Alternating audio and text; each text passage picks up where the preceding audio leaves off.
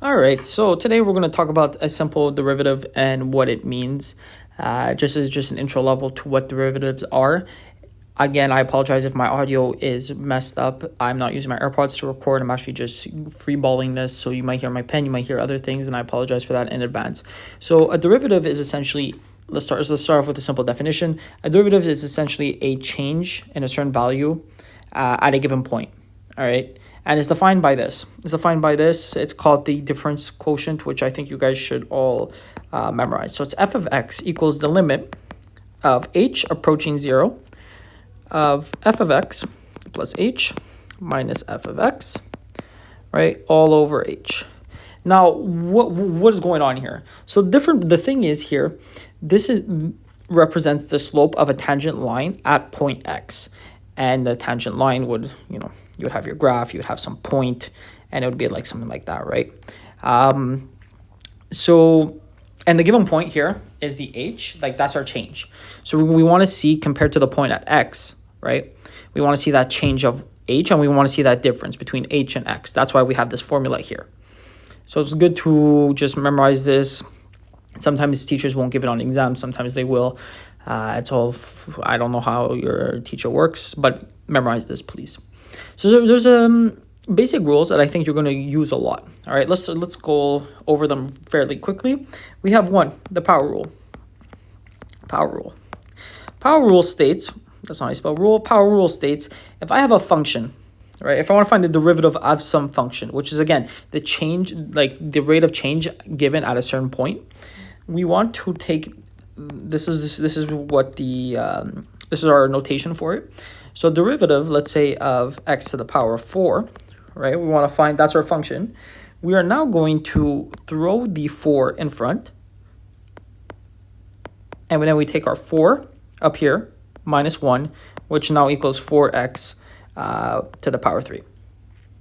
This here is our answer for that. So you just throw whatever exponent is in the front, and you subtract it by 1.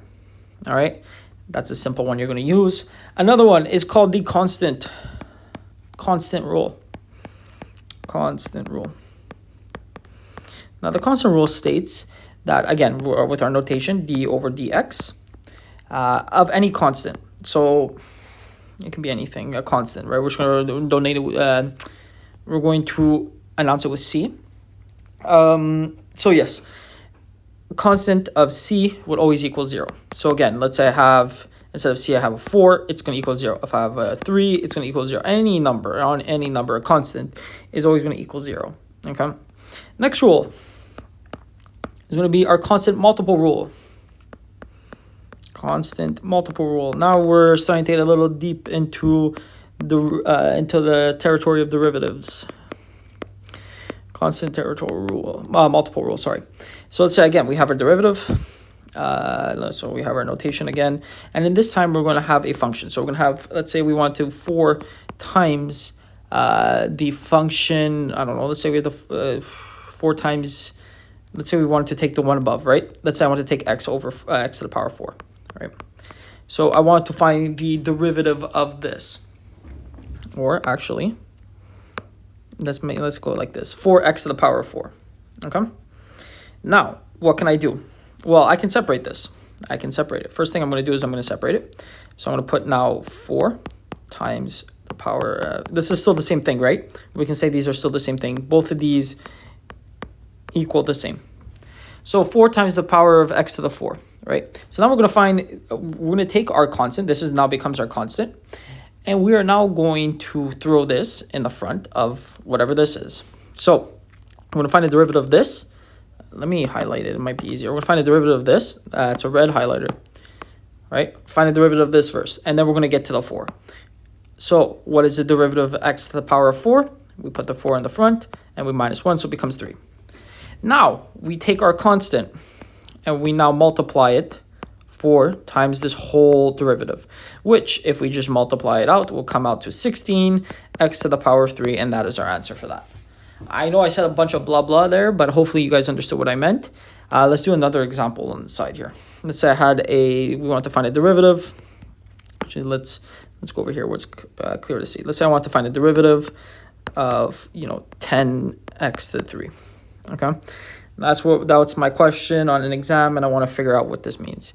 First, we would separate it. I'm going to separate it to 10 times x to the power 3 because this is still the same thing. However, we need to find a derivative of this. So we start off with the x to the power of 3 first. Our x to the power of 3. Okay, sorry, I have a spider doing acrobatics near me right now. Anyways, I told you I'm volunteering. So x to the power of 3, we throw the 3 in the front. So it becomes 3x, and then we take 3 minus 1, which is 2. And then we multiply it by 10, which will give us 30x to the power of 2. And that's our answer. All right. Yeah. So next one, we're going to do sum and difference rule. So let's say, let's go down here. Let's say I had a function that goes along the lines. Okay, hold on. Sum and difference rule, right? Sum/difference rule. This applies to adding and subtracting. Let's say I had a derivative of some function, d of x, like this, f of x, plus or minus some other function, right? Like that, right? I wanted to find a derivative of two different functions. It can be plus or minus, again. The spider doing acrobatics is very, it's very, hypnotizing. But anyways, so it becomes, we have two functions here. So the derivative of this would be the derivative, let me get rid of this. This here would equal f prime of x plus or minus, depending what you're doing, the g prime of x. So it comes out to the derivative of the f plus or minus the derivative of the y. So in this case, let me give you an example.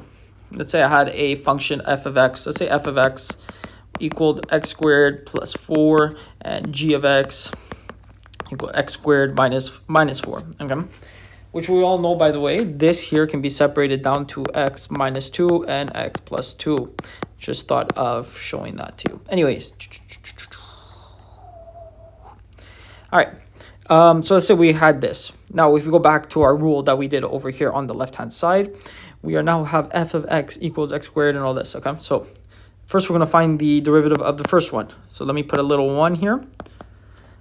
So 1 is derivative of x2 plus 4. Now, derivative of any constant is what? 0. So this is 0. So we have x, first, so this becomes 0, right? This here, we throw the 2 in front. We minus 2 minus 1 is 1. So it becomes out to 2x. This is our derivative of the first one. Second one is what? X squared minus 4. X squared minus 4, right? Same thing. We have minus 4 as a constant. It becomes 0. The x to the power of 2, we throw it in front, right? 2 minus 1 is 1. We don't have to put the 1. So it just becomes 2x. And this is now our derivative of number 2. Now we have to add them together, right? Because, let's say the question said we have to add them together. Derivative of 2x plus 2x becomes 4x. Why? Because you're adding the derivatives together. Okay? So your final answer, which I will highlight here clearly, is 4x. So those are the 4 principal rules in an introduction to derivatives. Hopefully that helped. Now don't forget, we got a power rule here, which you throw the exponent in the front and you subtract 1. Constant rule, any constant becomes a 0. Constant multiple rule, we have a constant right in front, and then you have, it doesn't even have to be in front. You could have, I don't know, you can also have like 4 plus x2, which we saw earlier, right? That can also be it. So you would divide this and then, bada bing, bada boom, that's what you do for that. So there's that. This is our constant multiple rule. And then you have our sum difference rule, which you find a derivative of both functions, add and subtract them together. That's essentially derivatives.